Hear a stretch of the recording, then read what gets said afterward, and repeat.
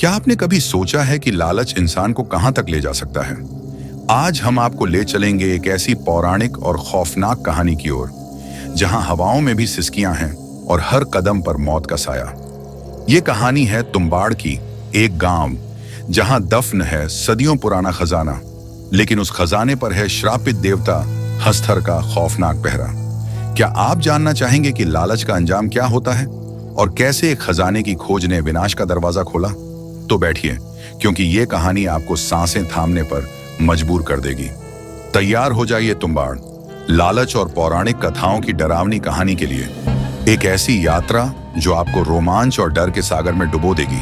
गांव तुम्बाड़ महाराष्ट्र के घने जंगलों के बीच बसा एक छोटा सा गांव, जहां अंधविश्वास और पौराणिक कथाओं का बोलबाला था। बारिश के मौसम में इस गांव की मिट्टी से मानो सिसकियों की आवाज आती थी। लोग कहते थे कि इस गांव में एक प्राचीन खजाना छिपा है, जिसे पाना किसी के लिए भी आसान नहीं। परंतु इस खजाने पर हस्तर नाम के एक भयानक देवता का श्राप था। 1920 का दौर था और गांव के एक बूढ़े आदमी विनायक राव को इस खजाने के बारे में पता चला। उसने अपनी पूरी जिंदगी खजाने की खोज में बिता दी थी, लेकिन हर बार उसे असफलता ही हाथ लगी। वह जानता था कि यह खजाना एक गुफा में छिपा है, पर गुफा का स्थान अज्ञात था। कहते थे कि जिस किसी ने भी उस गुफा का रास्ता जानने की कोशिश की, उसे कभी वापस नहीं देखा गया। एक रात विनायक की मां, जो कि बहुत बीमार थी, उसे एक रहस्य बताने लगी। उसने बताया कि वह खजाना असली है और उसे पाने का रास्ता हस्तर देवता की पूजा से गुजरता है। विनायक की मां ने उसे चेतावनी दी कि अगर उसने लालच किया तो विनाश निश्चित है। परंतु विनायक के मन में लालच पहले से ही घर कर चुका था। उसने ठान लिया कि वह इस खजाने को पाएगा, चाहे उसकी कीमत कुछ भी हो। विनायक को एक दिन पता चला कि गुफा एक पुरानी हवेली के नीचे स्थित है, जिसे गांव के लोग श्रापित मानते थे।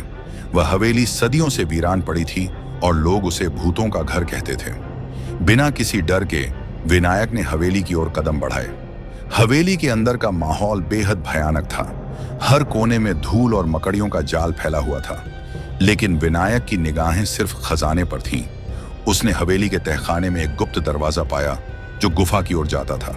जैसे ही वह गुफा के अंदर पहुंचा, उसे वहां एक अजीब सी सड़ांध महसूस हुई। गुफा के दीवारों पर प्राचीन शिलालेख थे, जिनमें हस्तर देवता का जिक्र था। शिलालेखों में लिखा था, जो लालच करेगा वह हस्तर का शिकार बनेगा। लेकिन विनायक की आंखों में खजाने की चमक थी। वह चेतावनियों को नजरअंदाज कर आगे बढ़ता गया। गुफा के गहरे हिस्से में पहुंचने पर विनायक ने देखा कि वहां एक विशाल तिजोरी है जो सोने के सिक्कों से भरी हुई थी। उसकी आंखें लालच से चौंधिया गईं। जैसे ही उसने एक सिक्का उठाया, गुफा की दीवारों से डरावनी आवाजें आने लगीं। अचानक वहां अंधेरा छा गया और हवाओं में एक अजीब सा सन्नाटा फैल गया। विनायक ने सिक्कों को उठाने की कोशिश की, लेकिन उसके हाथ अचानक ठंडे हो गए। तभी एक भयानक आकृति उसकी ओर बढ़ने लगी। यह हस्तर था, जो प्राचीन पौराणिक कथाओं का भूतिया देवता था। उसकी आंखें जल रही थीं और उसकी उपस्थिति से पूरी गुफा हिलने लगी। विनायक का दिल तेजी से धड़कने लगा, लेकिन उसका लालच उसे वहां से भागने नहीं दे रहा था। उसने और सिक्के उठाए और भागने की कोशिश की, लेकिन गुफा का रास्ता अचानक बंद हो गया। हस्तर विनायक के सामने प्रकट हुआ और उसकी आंखों में गुस्से और भूख की चमक थी। वह धीरे धीरे विनायक की ओर बढ़ने लगा। विनायक अब समझ गया था कि उसने एक भयानक गलती की है। उसने सिक्कों को फेंक दिया और गिड़गिड़ाने लगा। मुझे छोड़ दो, मैंने गलती की, मुझे माफ कर दो, उसने चीखते हुए कहा। लेकिन हस्तर को माफी नहीं चाहिए थी, उसे सिर्फ आत्माएं चाहिए थीं। जैसे ही हस्तर ने विनायक को छूने की कोशिश की, अचानक गुफा में एक प्रकाश की किरण चमकी। विनायक ने देखा कि गुफा के कोने में एक प्राचीन मूर्ति थी, जो शायद देवी की थी।